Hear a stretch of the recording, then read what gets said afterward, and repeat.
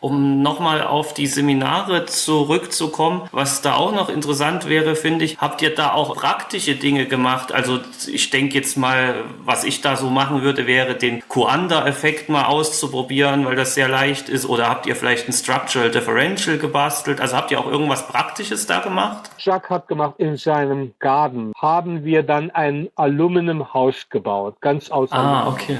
Oder um das vielleicht noch zu erweitern, die Frage, wie wurden die Seminare irgendwie anschaulich gemacht? Also der hat ja nicht nur erzählt, sondern ich weiß das aus dem Interview mit Luke, was du auch mal hattest. Da erzählst du irgendwie so, dass er auch noch so immer an die Tafel gezeichnet hat und so. Ja. Kannst du dazu noch was sagen? Jacques war ja unwahrscheinlich gut.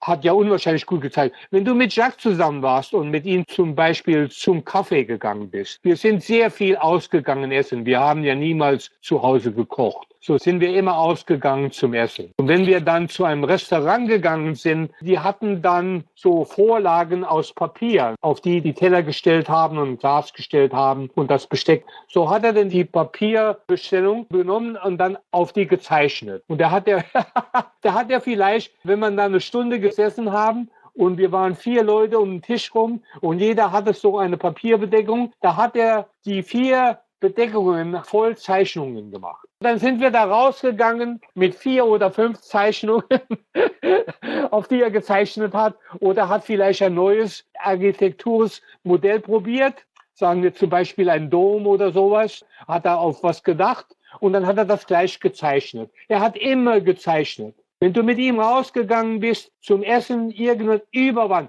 nach einer Vorlesung, dann sind wir immer rausgegangen und haben dann noch manchmal für eine Stunde oder eine Stunde und eine halbe Stunde gesprochen. Da hat er immer noch gezeichnet. Hat er euch das Zeichnen auch mal beigebracht oder euch so Unterricht in Zeichnung gegeben? Er hat Kurse gegeben zum Zeichnen, aber ich habe das nur für ein Jahr gemacht, dann habe ich aufgehört. Manchmal ist es ja so, dass man so selber von sich sagt, ich kann nicht zeichnen oder ich kann bildlich nichts darstellen und so. Ich habe mal gehört, dass Jack Fresco gesagt hat, man kann das Zeichnen lernen oder jeder kann das Zeichnen lernen. Genau, war das bei euch auch so, dass ihr irgendwie am Anfang so dachtet, ihr konntet das nicht und euch das tatsächlich gezeigt hat? Ja, das stimmt. Jack konnte jeden lernen zum Zeichnen. Er hatte ein System, das er dir beibringen konnte. Es war bloß eine Zeitfrage, bis du zeichnen konntest. Das ist ja dann wieder eine schöne Veranschaulichung von der Idee, dass halt solche Dinge nicht angeboren sind. Ja, und nicht bloß das. Er hat ja nicht geglaubt, dass Eigenschaften angeboren sind. Er hat geglaubt, dass die Menschen nicht wissen, wie die ihre Eigenschaften entwickelt haben, aber dass die Eigenschaften entwickelt wurden. Und das hat er dann auch gezeigt mit dem Zeichnen, dass jeder lernen kann, wie man zeichnet. Manche haben schneller gelernt wie andere, aber jeder konnte lernen, wie man zeichnen kann. Ganz einfach, weil die halt schon anderes Vorwissen mitgebracht haben. Ja, natürlich. Manche Leute haben mehr Vorwissen wie andere. Mich würde auch interessieren, eine andere Person, mit der Jacques ja auch recht viel zu tun hatte, scheinbar war Jack Catran, also jetzt der auch ein bisschen berühmter war. Von dem habe ich auch mal ein Buch gelesen. Ich weiß nicht, ob du das gelesen hast. Is There Intelligent Life on Earth? Ja. War der auch bei den Seminaren mit dabei? Nein, der gehörte zu einer früheren Gruppe, die Jacques hatte. Ich habe den niemals kennengelernt. Also hatte das mehrfach gestartet, aber wahrscheinlich... Ja, Jacques hatte verschiedene Gruppen. Er hat angefangen mit Freunden, die er hatte in New York, wie er schon ein Jugendlicher war. Weißt du denn, ob Jacques noch mit Jack zu tun hatte zu der Zeit, als ihr die Seminare gemacht habt? Nicht während meiner Zeit. Aber ich finde, wenn man so das Buch Is There Intelligent Life on Earth liest, da merkt man auch ganz deutlich den Einfluss, den Jacques auf Jack Catran hatte. Oh ja, natürlich, da konnte man gleich lesen. Ich habe das Buch auch gelesen. Jacques hat das Buch eigentlich nicht gefallen. Naja, also ich finde, das sind schon sehr ähnliche Ideen zu denen von Jacques, bloß halt diese Feinfühligkeit ist nicht dabei. Also der Jack Catran hat so, wie du vorhin gesagt hast, war so ein Straight Man eher. Ja. Wobei man das aber auch bei vielen Intellektuellen tatsächlich hat, dass die so eher straight sind oder teilweise so auf ihrem Fach und dann da so richtig straight sind und nicht so den Bezug zu Also nicht jeder, der so ein Wissenschaftler ist, hat auch so diesen Bezug zum, ich sage jetzt mal. Also du meinst, dass der dann irgendwie nicht wirklich erklären kann, weil er quasi immer in seiner Wolke bleibt und nur... Ja, also das konnte Catran auch, bloß der hat halt nicht darauf Acht gegeben, niemanden auf den Schlips zu treten. Der hat wirklich knallhart gesagt, Intelligenz gibt's nicht. So, fertig. Ja, Jacques hat großen Wert auf die Semantik gelegt. Also wie man so die Wörter benutzt, da hat er großen Wert drauf gelegt. The map is not the territory. And, the word is not a thing. And I think a lot of times people forget that. They get into word magic. Yes. God bless you all. Wir hatten ja eine Liste von Büchern, die wir angelegt haben über die Zeit. Die ganzen Mitglieder der Gruppe haben da Bücher hinzugefügt. Und da waren verschiedene Bücher der Semantik dabei. Sowas wie The Tyranny of Words bei Stuart Chase. Ja, und dann das von Hayakawa, Language and Thought in Action. Kossipski, Science and Sanity. Kossipski war der Gründer von der Semantik. Ja, aber er ist unglaublich schwer zu lesen, finde ich. Ja, ist abstrakt. Lustig, dass gerade er sehr abstrakt ist. Und dann Wendell Johnson hat ein Buch geschrieben, People in Quandaries. Das benutzt die Semantik von einer psychologischen Hinsicht. Wir haben gestern auch mal grob darüber gesprochen, wie so die Ansicht der Leute war oder wie wahrscheinlich es immer betrachtet wurde. Da hast du auch erwähnt, dass Jacques immer gesagt hat, dass es eigentlich nicht so wahrscheinlich ist, dass seine Ideen sich durchsetzen. Aber dann hast du auch gesagt, dass sich eben mit dem Internet einiges geändert hat. Also hat das stark eure Ansicht da beeinflusst? Oder dachtest du oder er seitdem dann, dass es wahrscheinlicher wäre, dass sich alles durchsetzt? Und wie hoch wäre die Wahrscheinlichkeit ungefähr eingeschätzt von dir oder Jacques damals gewesen? Jacques hat gesagt, seine Einschätzung war, wir waren ja eine kleine Gruppe und wir hatten ja nicht viel Zugang zu den Medien. Und seine Einschätzung war, dass wir bloß eine winzige Chance hatten, erfolgreich zu sein. Er hat geglaubt, und ich glaube das auch, dass das Einzige ist, das System irgendwann sich verändern würde oder zusammenbrechen würde. Weil die Verschwendung, die wir heutzutage haben, die vielen Menschen, die wir zur gleichen Zeit haben auf der Welt, und dass man das ja nicht aufrechthalten kann. Bleibt nicht mehr viel Zeit auch. Die Verschwendung, die man heute hat von den Rohstoffen, die kann man ja nicht aufrechthalten. Ganz besonders die Verschwendung in den Vereinigten Staaten ist ja unwahrscheinlich. Und wenn du eine kleine Anzahl von Menschen hast und so viel verschwendest, das kann man ja nicht ewig machen. Das geht ja bloß eine Zeit lang. Wie wäre denn eigentlich so deine Annahme bezüglich Transition? Also wie würdest du am ehesten denken, dass es passieren würde, dass man übergeht in eine Gesellschaftsform wie TVP beispielsweise beschrieben? Ist schwer zu sagen eigentlich, was passiert. Ich denke, dass mit der Cybernetik und mit den Computers heutzutage die Automation, fast alles wird automatisch werden. Die Fabriken und so weiter und so fort. Das wird alles automatisiert und dann haben die Leute keine Arbeit. Dass es irgendwann zusammenbricht, das System, weil zu viele Arbeitslose sind. Weil die Leute ja bloß Geld kriegen, wenn sie arbeiten. Der einzige Weg, dass das System weitergehen kann.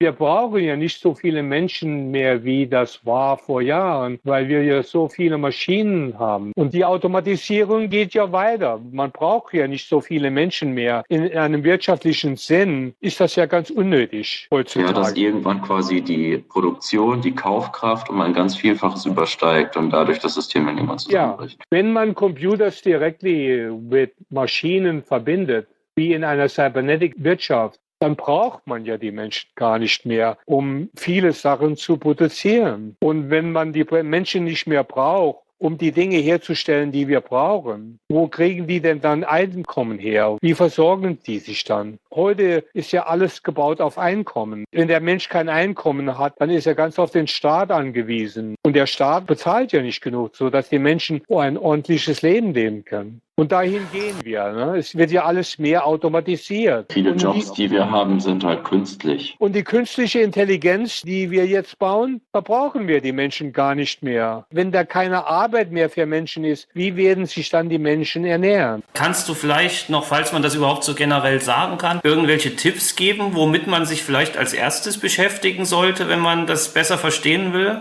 Also wenn man dieses Venus Project besser verstehen will oder Sociocyberneering?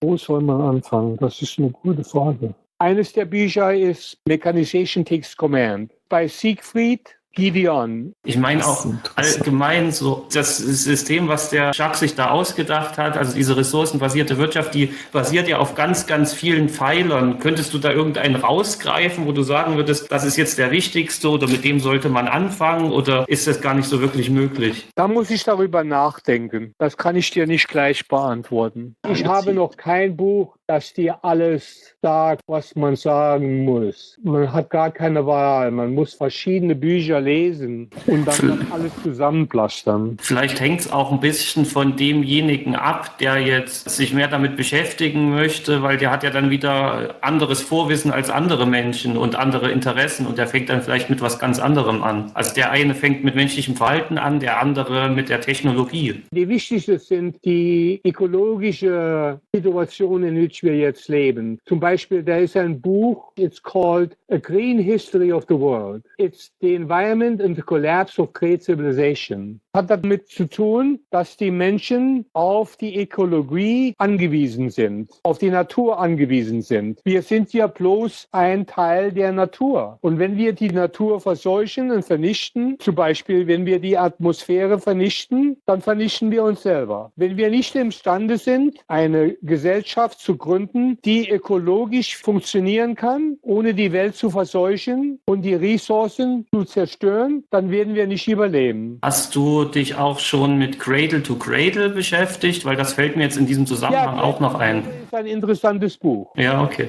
Ja, das empfehle ich. Ich denke, Cradle und Cradle gibt dir wichtige Hinweise auf viele Sachen, wenn es zur Produktion kommt und die Produktion mehr menschenfreundlich und mehr natürlich zu machen, ne? Weil wir ja die Natur zerstören mit unserer Lebensweise. Das größte Problem heutzutage ist, dass wir die globale Natur zerstören mit unserem Konsum und mit unseren plastischen Sachen, die man nicht natürlich zerbrechen kann. Da wird ja auch viel darauf eingegangen, dass die Sachen ja heute gar nicht dazu produziert werden, um recycelt zu werden und dass deswegen ja Müll überhaupt ein Problem ist. Ja, wie viel Plastikflaschen von Wasser trinken denn die Leute jeden Tag weltweit? Das ist schon eine Menge. Wenn du darüber nachdenkst, das ist ja ungeheuerlich. Obwohl eigentlich sauberes Wasser aus dem Wasserhahn kommt. Ja, genau. Ja, und da, wo es nicht so ist, wird es von Firmen wie Nestlé und sowas instrumentalisiert, um Profit abzugreifen. I think, again, this is what I really so much liked about Jacques.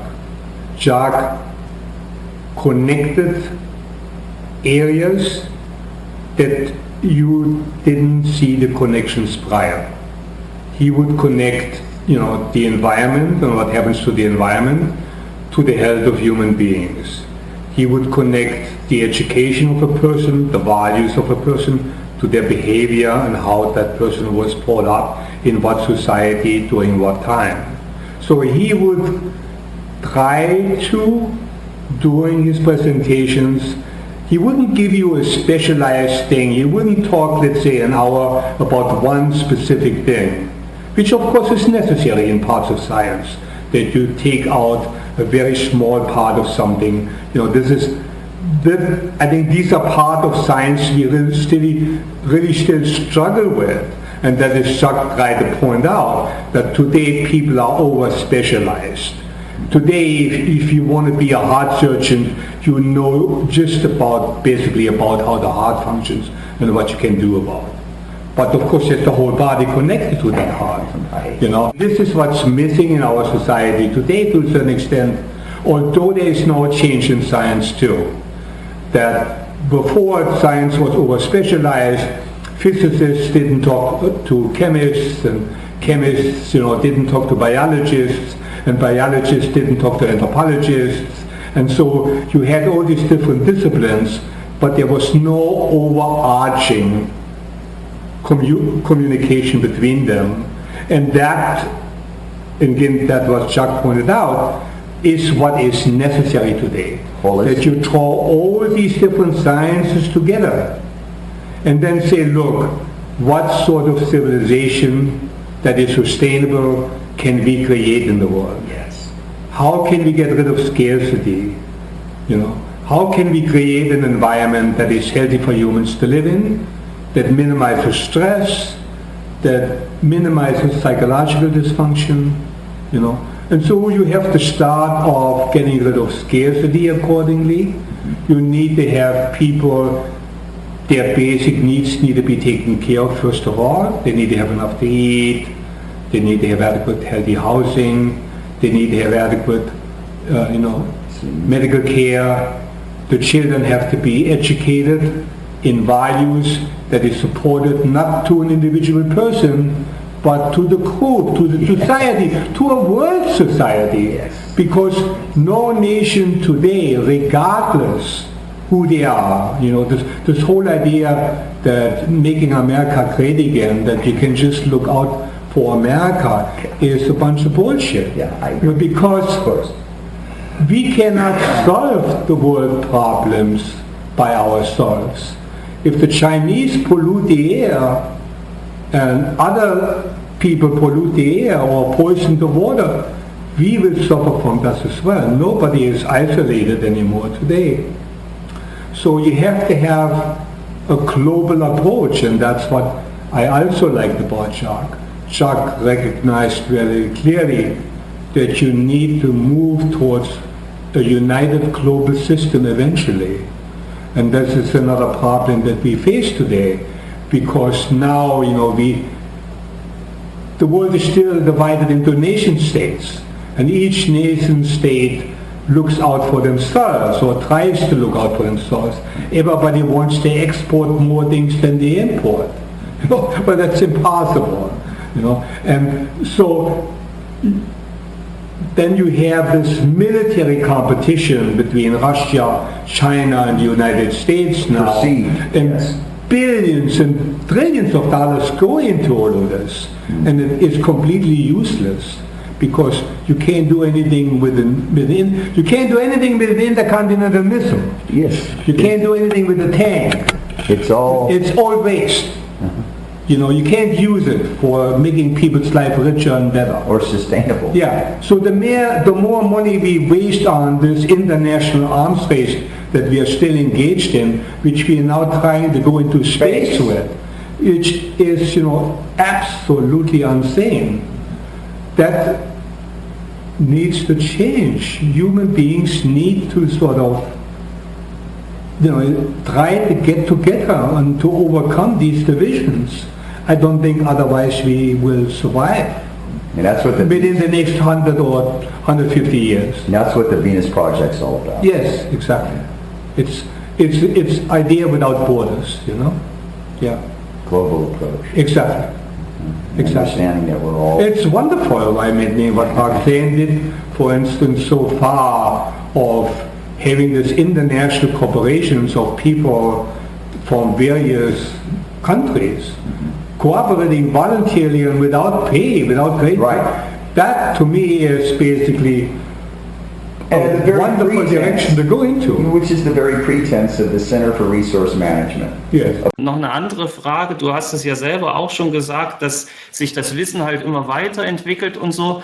Würde dir was einfallen, wie sich das System von Jacques im Laufe der Zeit verändert hat, also in den 70ern bis heute? In dem neuen Buch, das er zusammengefasst hat, ist ja viel mehr darüber gesprochen, eine Wirtschaft zu gründen, die die Natur nicht schädigen tut. Wenn wir das Wasser verseuchen, die Luft verseuchen und die Grundschätze zerstören, dann zerstören wir uns ja selber. Ne? Und wir sind ja auf dem Weg, uns selber zu zerstören. Ne? Zum ersten Mal, wir haben zu viele Menschen und wir haben Menschen, die die Grundschätze verschleudern. Ne? Und das kann ja nicht ewig so gehen, weil die Erde ja ein geschlossenes System ist. Könnte man vielleicht sagen, dass damals in den 70ern hat der Jacques noch eher so geforscht und dieses System, diese ressourcenbasierte Wirtschaft kam dann erst später. Habe ich das richtig verstanden? Nein.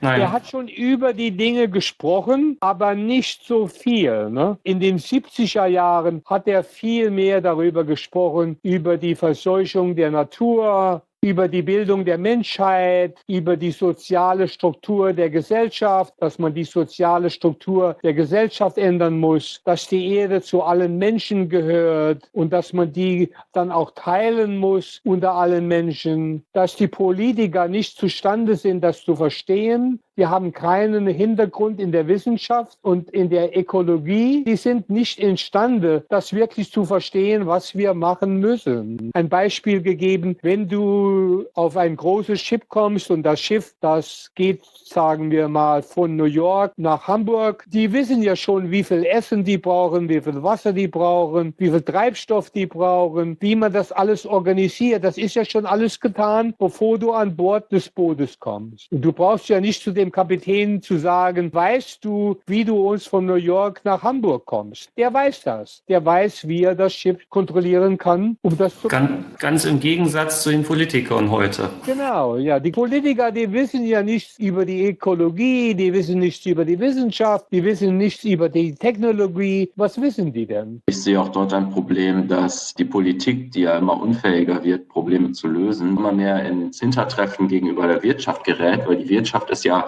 ich sag mal, klar hierarchisch strukturiert mit klaren Entscheidungsfindungsprozessen und die Wirtschaft ist mittlerweile, würde ich sagen, innovativer als die Politik selbst und das ist eine Gefahr, weil dadurch die Wirtschaft auch immer mächtiger wird und mehr Einfluss gewinnt als die Politik zusehends. Ja. In Amerika, die Politik ist bei der Wirtschaft kontrolliert. Die Bürger haben nicht viel Einfluss. Die haben Einfluss oberflächlich für die Regierung, aber nicht grundsätzlich. Let me say something also. I remember Jacques saying one thing that really I noted down. He said, in a sane society, there would be constant research for new approaches to improve the structure of this society and all its people in it. You know, and I'm talking about that different nations in the world would engage. That's what Jacques was talking about in one of his lectures. Different nations in the world would engage in their own social research of how to invent new forms of societies and new forms of social system, new forms of technology, new forms of people living together. That to me would be a fantastic idea. So, you know, let the Russians do research, let the Chinese do research, let the Japanese do research, let the Germans do research. And cooperate with these ideas. Right. You know, let's see how the education is structured in Sweden.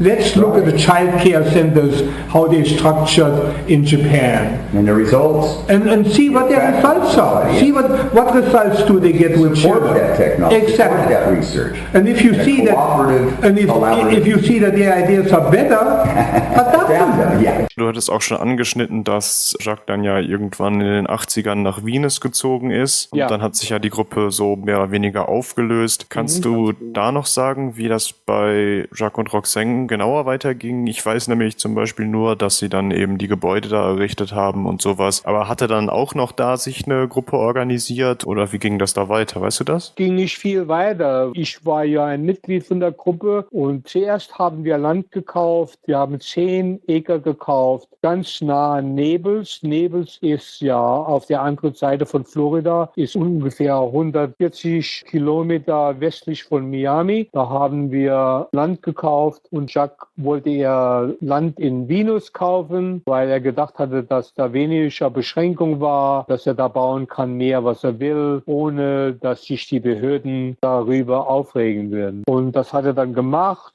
Und wie ich mir das dann angeschaut habe, und habe ich zu ihm gesagt, da gibt's ja nichts. Da war keine Arbeit, da waren keine Frauen. Es wurde mir klar, dass ich da wirklich nicht eigentlich weitermachen kann, weil das wirtschaftlich unmöglich für mich war, da Arbeit zu finden und dort zu wohnen. Dasselbe Problem war mit vielen anderen Leuten, die zur Gruppe gehört haben. Das war aussichtslos. Ne, haben war ein weißer Fleck auf der Landkarte quasi. Ja. Damals in Venus, da war gar nichts. Das war weit im Land. Das war ein ganz einsames Leben, ne? Ja, aber ich meinte jetzt, wie das für Jacques und Roxane da weiterging, dass die Gruppe darunter wohl gelitten hat. Das hattest du ja gestern auch schon mir erzählt. Aber ob Jacques da dann noch versucht hat, vielleicht Leute aus dem Ort oder so zu organisieren für so eine Gruppe oder ob er dann schon häufiger versucht hat, sich in Medien zu organisieren oder ob dann schon die beiden versucht haben, sich übers Internet berühmter zu machen oder so. Weiß ich nicht. Wie ging das dann weiter? Jacques hatte ja nicht sehr viel Zugang zu den Medien, ne? Das war immer ein Problem. Manchmal ging er ans Radio, hatte dann Zeit,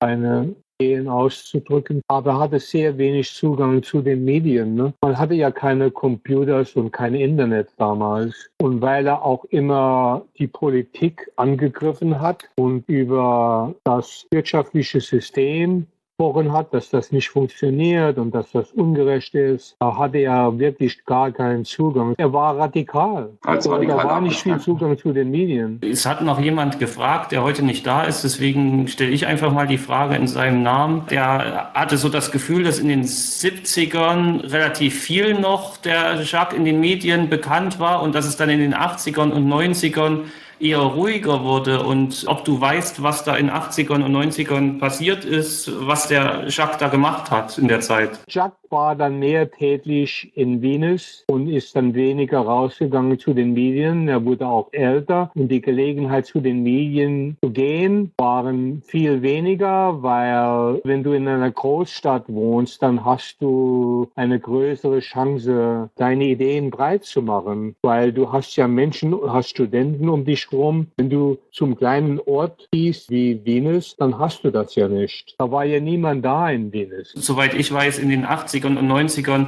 hat er halt mit der Roxanne, und ich weiß nicht, ob du da auch dabei warst, diese Gebäude alle gebaut auch. Dann habe ich schon aufgehört. Okay, da können wir dann auch für die Leute, die es interessiert, unter das Video dann noch so eine Zeitleiste machen. Da kann man das nochmal genau sehen, was wann war. Also für den, der jetzt die Frage gestellt hat vorher. Wie Jacques nach Venus gezogen ist, habe ich immer noch probiert, Leute zu bringen, die ich dachte, die nützlich wären für ihn, weil er ja so in der Wildnis gelebt hat. Ich hatte einen deutschen Freund, der war sehr gut und hatte auch einen Architekt kennengelernt, der war auch interessiert an Jacques. Und dann habe ich die hochgenommen zu Jacques und da war dann der Jacques ganz misstrauisch, weil er gedacht hatte, dass der Architekt seine Ideen klauen kann oder wollte. Ne? Jacques hatte einen gewissen Misstrauen zu manchen Leuten, weil manche Leute haben ihn in seinem Leben ausgenutzt. Das war viel Arbeit für mich, die da hochzubringen und zu Venus zu fahren und die vorzustellen.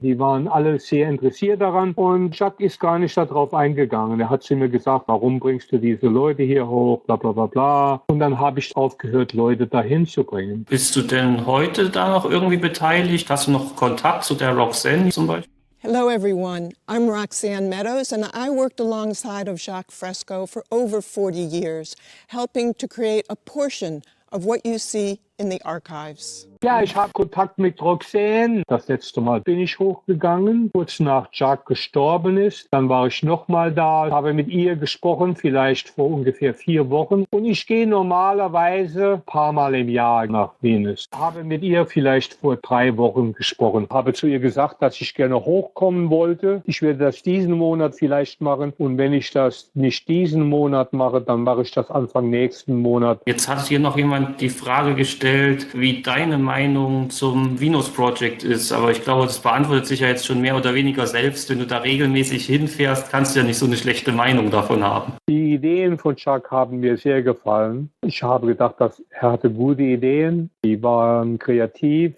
habe ihn auch sehr gern gehabt als Mensch. Er war ein unwahrscheinlich wichtiger Mensch in meinem Leben, in meiner Entwicklung und ich war ihm immer sehr dankbar dafür. Man muss ja dankbar zu so einem Mensch sein. Und er war immer sehr gut zu mir und ich habe immer probiert, sehr gut zu ihm zu sein. Ich habe immer probiert, Menschen vorzustellen, habe probiert, ihn zu unterstützen in manchen Sachen. Er war ein großer Einfluss in meinem Leben und ein sehr guter Freund zu mir. In meiner frühen intellektuellen Entwicklung war er der wichtigste Mensch. I found when I was young, I found our culture very superficial, preoccupied with appearance and money and status. And it made me uncomfortable. That whole concept of, blowing yourself up out of all proportion, to me, it just made me very uncomfortable. So, and I couldn't really understand when I was young where this discomfort really lies. And I think Jacques helped me by pointing out certain things about our culture. That, where the discomfort comes from. So then I saw basically how basically really inhumane our culture is. It has like a veneer of religiosity and humanism, but the basic of our culture I consider relatively inhumane. The great differences in wealth that we have in our culture between poor people and rich people. I just traveled through the mountains, the Blue Ridge Mountains, and the differences in wealth there is incredible. There are houses that people that completely stand empty, $1 million houses that stand empty, where people just spend their summer times here. And then there are other people that live in run-down trailers, among a lot of garbage and broken down cars, and physiologically in bad shape, really overweight, poor nutrition and so on. So our system, we have such high technological development, but it is shared so unequally among all the people in the United States. And I think this is why we have so many problems. That's why I think so many people, our lifestyle is destructive to a great extent. And so I think this is one of the reasons why you have so many millions of people addicted to drugs and alcohol. It's that millions of people have a real hard time adapting to the morals and the goals of our economic system, I think. And poor people don't count. They just like superfluous. They would be better if they would vanish for some people. I don't think we really understand yet, or there's basically not enough written about, understood about, of what scarcity and poverty does to people emotionally and intellectually, how it affects them. If you constantly have to be worried about that you don't have enough money to eat, or to educate your children, or your house is run down, and so if you're constantly struggling with the necessities of life, and you have never really a chance to develop yourself philosophically and emotionally in any meaningful way, that is disastrous for the individual, and especially for children when they're very young, if they are deprived of love and affection and of the necessities of life. And so that is very costly in our society, because today the individual is very, very powerful in regards to the damage the damage that an individual can do in a highly technological society is so much greater than, let's say, an individual can do in an agricultural society 2,000 years ago. There are no bombs, there are no machine guns, there are no automatic weapons. So the damage that an individual could do 2,000 years ago is completely different than what you can do today with an automatic gun. They climb a tower and kill 48 people in Las Vegas because somebody has some sort of psychological problem. So I think if we would take care of people better, if we would, for instance, house people publicly, give them adequate housing and give them adequate food at least. Medical care. Medical care, yes. Exactly. How is it possible that we are spending, $700 billion on the military strictly for destructive purposes? Yes. And people, 58,000 people in Los Angeles are homeless. How is this possible? How can a society get so far out of balance in terms of the priorities that they ought to have, Hast du denn noch zum The Venus Project, hast du da irgendwie Themen oder Inhalte, bei denen du selber noch meinst, dass da noch etwas hinzuzufügen wäre oder noch eine Verbesserungswürdigkeit besteht oder etwas, was dir selbst auffällt, wo du sagst, ja, da könnte man nochmal nachhaken oder wo du irgendwie leicht abweichst eventuell? Weil ich rede mit Roxanne immer über diese Sachen. Ich frage sie, was ist denn jetzt los? Was machst du? Wie geht das Projekt? Projekt, weil sie will ein Projekt bauen, sie will das weitermachen jetzt und hat auch Leute, die daran interessiert sind, das weiter auszuführen, um ein experimentales Projekt zu bauen. Ein Achtel einer Stadt soll das doch dann ungefähr werden, ne? Ja, so ein großer Dom, wo man dann Experimente machen könnte und Leute zusammenziehen könnte, um das auszubauen. Da du jetzt schon viel Erfahrung damit hast, wie man so mit Leuten umgeht, wäre auch noch ganz interessant, vielleicht zu wissen, ob du irgendwie Tipps hast, wie man Leute jetzt speziell für das Venus Project interessieren kann. In meiner Zeit, als ich jung war, da war das schwer. Man hatte ja kein Internet, man konnte ja nicht tun, was wir heute tun unter uns. Das war sehr schwer. Und weil Jacques sehr kritisch war auf unsere Gesellschaft und auf unsere Wirtschaft heutzutage, hatte er fast gar keine Chance, über seine Philosophie und seine Pläne mitteilen. Er hatte wenig Gelegenheit, den Menschen das mitzuteilen, wie er das so machen wollte. Das war sehr schwer für ihn. Und heute natürlich mit dem Internet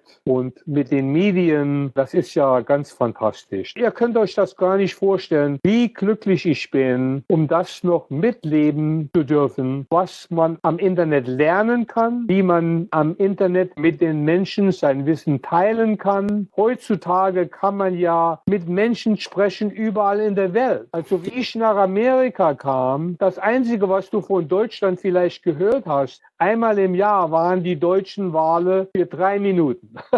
Das ist das Einzige, was du hören konntest. Heutzutage, mein Gott, wir leben ja in einer anderen Welt. Man sagt ja auch Informationszeitalter dazu. Das ist ein großer Vorteil, dass man heute so viel lernen kann, aber gleichzeitig sehe ich die Gefahr, dass es halt viel Ablenkung gibt. Also im Internet gibt es ja auch unglaublich viele Informationen, die einfach in die Irre führen. Genau, das ist das andere Problem. In unserer heutigen Wirtschaft hast du das. Viele Leute leben ein Leben, das ist so spannungsvoll mit ihrer Arbeit, die vielen Stunden, dass die arbeiten. Die haben eine Familie zu versorgen, die haben Kinder zu bilden, die haben Steuern zu bezahlen, die haben so viel Sorgen und so viele Sachen in ihrem Leben, die machen müssen, bloß zu überleben, dass die nicht viel Zeit haben, sich mit interessanten Ideen über die Zukunft der Menschheit, die können sich da gar nicht konzentrieren dran. Die haben nicht Energie genug in ihrem Leben. Die meiste Energie geht zur Arbeit, zur Familie, zu Kindern, zum Auto und sich ein bisschen zu amüsieren. Würdest du da sagen, dass man die Leute erstmal gar nicht versuchen sollte zu erreichen, oder hast du irgendwie eine Idee, wie man da trotzdem Interesse wecken kann daran? Weil aus meiner Sicht profitieren die ja auch daran, von menschlichem Verhalten zum Beispiel mehr zu verstehen, wenn sie Kinder haben jetzt gerade.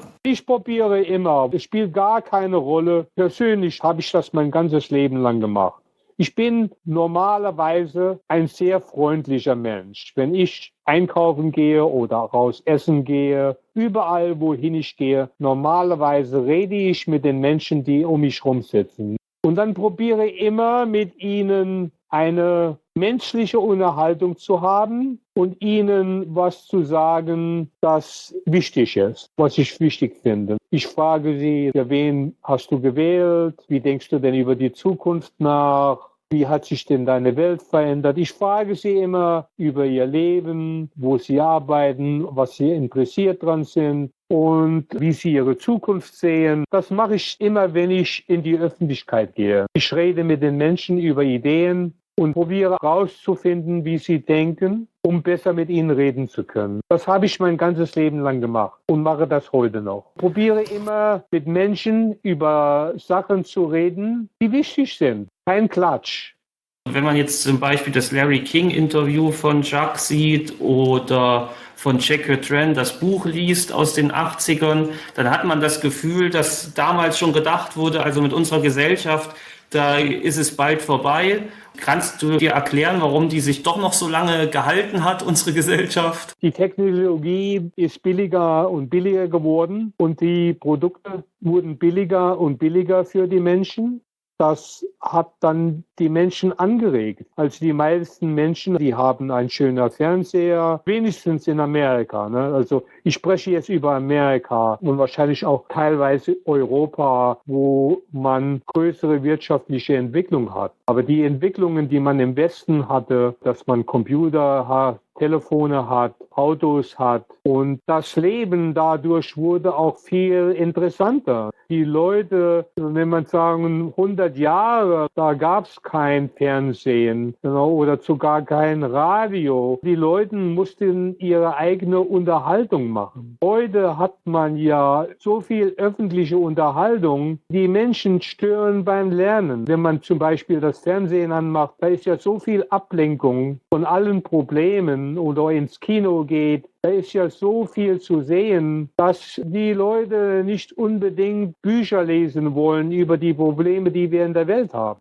Ist ja bloß die Minderheit von den Menschen in der Welt, die sich mit diesen Problemen der Menschheit befassen. Die meisten Menschen in der Welt heutzutage, ganz besonders wenn man nach Asien geht und in die unentwickelte Länder geht, die meisten Leute heutzutage wollen ja bloß ihre Familie ernähren und ihre Kinder großziehen und ein gutes, ordentliches Leben haben. Die meisten Menschen in der Welt heutzutage haben ja keine Altersversorgung oder noch nicht mal Krankenversicherung. Die Menschen kämpfen ja in so vielen Ländern in der Welt bloß zu überleben. So, die haben keine Zeit, sich mit intellektuellen Fragen zu beteiligen, wie man die Welt verändern kann, dass alle besser leben können. Und habe ich dich richtig verstanden, dass praktisch im Westen so ein bisschen das Problem ist, dadurch, dass die Technologie so viel billiger geworden ist, dass praktisch der Leidensdruck der Leute auch noch nicht stark genug ist, nach einer neuen Gesellschaft zu schreien, weil die haben zwar jetzt weniger Geld in der Tasche, aber die Technologie ist halt auch billiger geworden und dass das vielleicht dafür gesorgt hat, dass unsere Gesellschaft sich immer noch halten kann. Ja, natürlich. Es ist die Technologie, die das möglich machte, dass sich die Gesellschaft bis jetzt erhalten hat. Ganz klar. Und die Leute heutzutage, ihre Arbeit ist ja so anspruchsvoll. Die benutzen ihren Kopf den ganzen Tag, sitzen vor einem Computer den ganzen Tag. Wenn die nach Hause kommen, das Letzte, was die wollen machen, ist ein Buch zu lesen über die Probleme in der Welt und die Wirtschaft zu verändern. Wie du das schon sagst, wenn man dann einmal dazu gekommen ist, dazu zu lernen und merkt, dass sich das eigentlich total toll anfühlt, jeden Tag was Neues zu lernen, dann kann das auch umschwenken, dass man praktisch sagt, oh, so ein Mist, jetzt muss ich hier erst 8-9 Stunden warten auf der Arbeit, bis ich endlich wieder mich mit Sachen beschäftigen kann, die ich als sinnvoll sehe.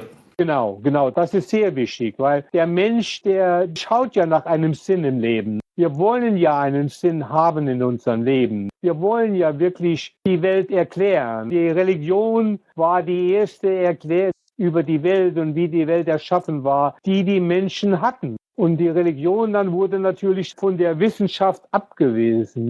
Die Erklärungen, die die Wissenschaft leisten konnte, haben ja dann die Religion überpasst. Heutzutage braucht man ja nicht das Konzept von einem Gott, um die Welt zu erklären oder das Weltall oder das Atom zu erklären oder die menschliche Gesellschaft und die menschlichen Gesetze zu erklären. Das braucht man ja heute nicht. Wir haben ja heute so viel Wissen, wie diese Dinge zustande kamen. Das Konzept von einem Gott brauchen wir ja heute gar nicht mehr. Ich finde auch dieses Standardleben sehr grau und trist. Also wenn ich mir vorstelle, die Leute gehen zur Arbeit, dann haben die eine Frau und Kinder und dann sterben die irgendwann und mehr tut sich eigentlich in dem Leben nicht. Also die meisten Leute, die kommen ja gar nie wirklich auf die Idee, wirklich dazu zu lernen und dass das vielleicht viel wertvoller ist. Deswegen haben wir ja eine Unterhaltungsindustrie. Wir haben eine Industrie, die bloß dazu ist, um Menschen zu unterhalten. Und ich denke, zum Beispiel, wenn man die Soziologie betrachtet, in jeder Gesellschaft, da ist eine ziemlich kleine Menge von Leuten, die die Meinungen und der Glauben der Menschheit kontrolliert.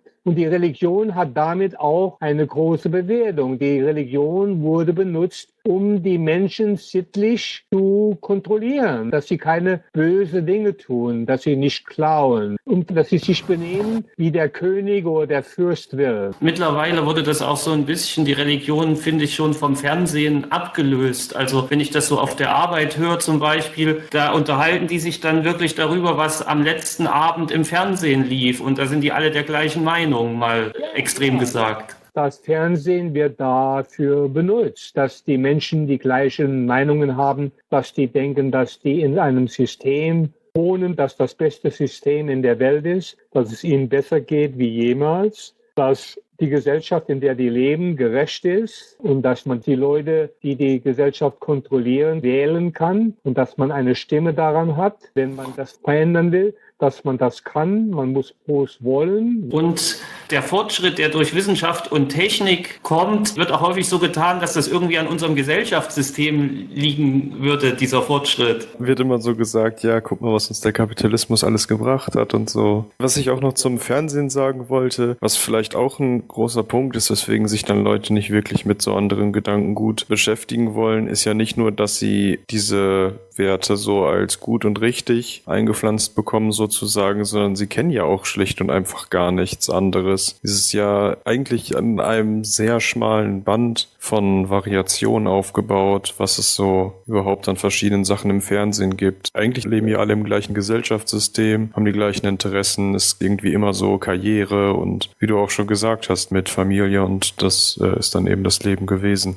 Ja, heute, um in der Wirtschaft zu überleben, wir haben so viel Technologie und die Technologie verändert sich ja so schnell. So sind die Leute immer angeregt, was Neues zu kaufen. Du siehst ein besserer Fernseher, oh, das muss ich haben. Du siehst ein besseres Telefon, oh, dieses Telefon, da kann man Bilder damit machen, oh, das brauche ich. So in einem gewissen Sinn ist die Technologie manipuliert, um immer neue menschliche Notwendigkeiten zu kreatieren. Und das hält ja die Wirtschaft aufständig, ne? Vor ein paar Tagen habe ich im Fernsehen eine Sendung gesehen, da ging es um Familien, die eine Zeit ohne Amazon ausprobieren sollten. Da sagten tatsächlich Menschen in diesen Familien, oh, diese Woche ohne Amazons Alexa, das habe ich fast nicht geschafft oder sowas. Our social system, our democracy dates back to the 18th century.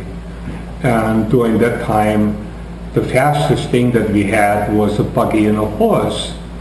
And, when it took 14 days to go from New York to Virginia, and because the roads were so bad, and so the only transportation that was a little bit better was by ship of some sort or boat.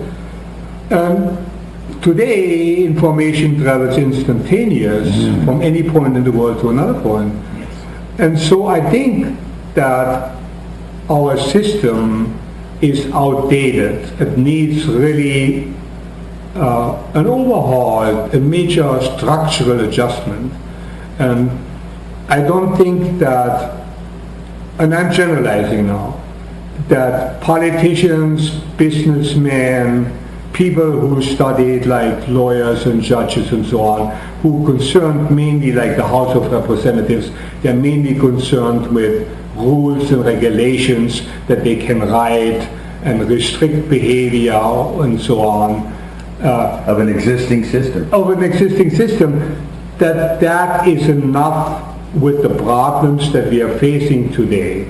I don't think, you need to have the only people, let's say, that understand the physical operations of the earth, like people that understand the geology of the earth, the atmosphere, the oceans, and so on, are, people that study that, like geologists, atmospheric scientists, and ecologists that know how an ecological system operates, agronomists and so on. Yeah. They are the only people who really understand how the earth works. And how it affects us. Exactly, because we are part of that natural system. We are not, we are not different from it. We are basically an animal in structure. Yes. We are a particular animal, but we have a body of an animal. We have to go to the bathroom and pee and shit. And eat. You know what I mean? And eat. Every day. Yes. So we have an animal body that gives us a propensity towards certain things, especially towards short-term thinking rather than considering long-term consequences. Right. That is part of our makeup that was useful in the past for our survival. But now it becomes dangerous because now we have to calculate long-term consequences. The things that we do economically today can backfire on us in 50 years from now. Like you have with, water pollution, air pollution, erosion of the soil, and so on. These are all consequences of behavior that we really didn't consider when we built our industrial system. We didn't consider air pollution. We didn't consider what to do with chemicals. Carbon emissions and Yes, and so on. Zu dieser Kontrolle noch, dieser gesellschaftlichen, also übers Fernsehen, die Medien und so weiter, würde ich auch behaupten wollen, das Bildungssystem spielt da auch noch eine Rolle mit. Da wird man ja auch in eine ganz bestimmte Richtung getrieben. Kannst du das vielleicht noch so ein bisschen mal gegenüberstellen? Dieses Bildungssystem, wie das heute ist, im Vergleich zu den Seminaren von Fresco, was da anders war? Fresco hat natürlich großen Wert auf die Wissenschaft gelegt. Er hat gedacht, wenn man die Welt verstehen muss, muss man Wissenschaft studieren. Aber er hat auch gedacht, dass man ein Generalist sein muss, dass man Konzepte braucht, dass man die Konzepte in vielen Wissenschaften verstehen soll, sodass man ein großes generelles Bild hat über die ganze menschliche Geschichte und über Technologie, wie die Technologie also die menschliche Gesellschaft verändert hat, sodass du ein weites Verständnis hast, wie sich die Menschheit entwickelt hat, wie sich die Technologie entwickelt hat, dass man das verstehen muss und dass man auch verstehen muss, in welcher Gesellschaft man lebt. Die Struktur der Industrie, die Struktur der Politik. Wie ist dann die Macht verteilt in der Gesellschaft? Wer hat die Macht in der Gesellschaft? Wie ist die Macht organisiert? Du kannst weitergehen und dann kannst du in die Politik reingehen und dann die Weltpolitik studieren und den Ersten Weltkrieg studieren, den Zweiten Weltkrieg studieren und die ganze technologische, soziale Entwicklung der Menschheit studieren bis zum heutigen Tag. Für mich war das immer eine Anregung, zu probieren, zu verstehen, wie sich die Menschheit, sagen wir mal, in den letzten 40.000 Jahren, als sich die menschliche Gesellschaft von einer Landwirtschaft zu einer technologischen Gesellschaft verändert hat. Diesen Prozess zu verstehen, war für mich immer ganz interessant. Und die Politik, die Großmächte zum Beispiel, wie ist denn das, dass Amerika eine Großmacht bekam? Wie ist denn das, dass Russland eine Großmacht bekam? Wie ist es dann, dass Deutschland in 2 Kriege verwickelt wurde? Was waren denn die europäischen Großmächte? Wie kam denn das englische Imperium zustande, dass die Engländer die halbe Welt kontrolliert haben? Von Indien bis Amerika, bis Europa, bis Asien. Wie hat sich diese Politik vertreibt? Ne? Und wie hat sich die auferhalten? Warum ist denn der Erste Weltkrieg ausgebrochen und der Zweite Weltkrieg ausgebrochen zwischen den europäischen Mächten? Wie wurde Afrika unterworfen? Weil es Afrika nicht entwickelt als ein Land wie Europa ist oder wie Amerika. Alle diese Dinge zu verstehen, dass man ein großes generelles Studium hat. Und vielleicht noch als Vergleich zum heutigen Bildungssystem, da wird man ja praktisch nur so zu einem Rädchen in der Maschine erzogen. Da werden ja diese Zusammenhänge gar nicht erklärt. Also ein Chemiker, der lernt dann, wie er die Flüssigkeiten zusammenmixen muss, aber das war's auch. Du hattest jetzt auch viel von großem Bild, Überblick und Zusammenhänge gesagt. Ich finde, das kann man schon recht gut an der Schule erkennen, dass das bei uns heute eben nicht so vermittelt werden soll, weil wir einfach schon so viele unterschiedliche Fächer haben. Und so ab und zu wird dann mal der Übergriff dazwischen dargelegt, aber eigentlich kann man diese ganzen Dinge ja überhaupt nicht in Isolation betrachten. Dieser Trend zur Spezifizierung, das sieht man in der Schule dann auch in den verschiedenen Fächern. Und man wird, würde ich behaupten, auch in der Schule dazu erzogen, dem, der da vorne steht, einfach alles zu glauben und das nachzuquatschen. Ja, das ist ein großes Problem, das stimmt.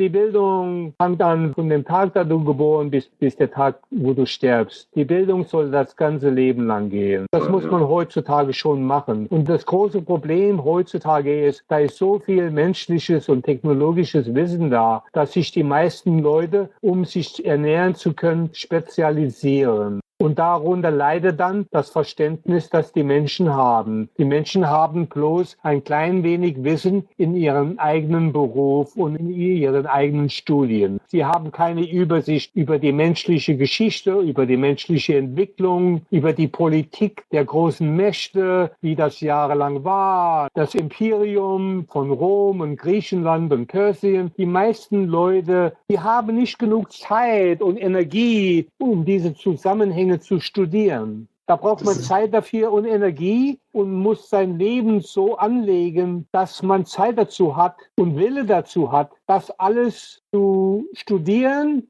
und dann Verbindungen zwischen diesen verschiedenen Wissenschaften zu erordnen. Ich könnte mir gut vorstellen, dass Menschen, die sich nur in einem Themenbereich auskennen, ganz einfach für die Wirtschaft dienlicher sind, keine kritischen Fragen stellen, so schnell. Genau. Unsere Wirtschaft ist noch technologisch so kompliziert, dass die meisten Menschen, die haben nicht Zeit genug in ihrem Leben mit anderen beruflichen Fragen zu beschäftigen oder wie sich die Gesellschaft entwickelt hat oder so weiter. Wenn du eine Familie hast und Kinder hast und du brauchst Geld, um leben zu können, und du hast ein Auto, ein Apartment oder ein Haus, das Leben heutzutage ist teuer. Es ist gar nicht so leicht, das alles zu machen. Hast du vielleicht auch noch irgendwelche herausstechende Erfahrungen von den Seminaren, die dir so noch einfallen würden, die es vielleicht wert wären, erzählt zu werden? Das sind zu viele, darüber zu reden. Mit Jacques zu sein, da waren immer Fragen. Jacques hat immer gesagt, lerne mehr Fragen wie Antworten. Das ist auch gut. Um das alles zu verstehen, um die Politik zu verstehen, das ist alles nicht so einfach. Und das Geld und der Einfluss in unserer Gesellschaft. I think that so the nationalism is an inhibiting factor. Like science, for instance, is completely international. I mean, the children in America owe their life to Louis Pasteur, who was a Frenchman. Yes. You know. And to Robert Koch, who was a German, you know. And so science is completely international, and that is what makes it so wonderful as an approach, because the information in science is shared across boundaries. It's not obliging to a country or a race or who you vote for or what you believe in. Exactly. And your ideas, if you have new ideas, they are checked. Your research is checked by independent means. It's not your cousin or your uncle who checks your papers out and says, "Oh yeah, my son did this right." You know, we make it a pass. Yes, and you know, consider it's independent, so Yes. so it has validity. And the problems that we're having in our society right now is that science. And the research in science is discredited. Yeah. Like if you look at the research in atmospheric science and global climate change is discredited. You know, we have now people running this country that think global climate change is a fantasy. That where we have research now for the last 30, 40 years that clearly point out what's happening in the world. Hoffentlich findet ihr nützlich, über was wir geredet haben. Und es hat mich sehr gefreut, mit euch zu reden und über diese Ideen zu reden. Ich habe nicht sehr viel Gelegenheit.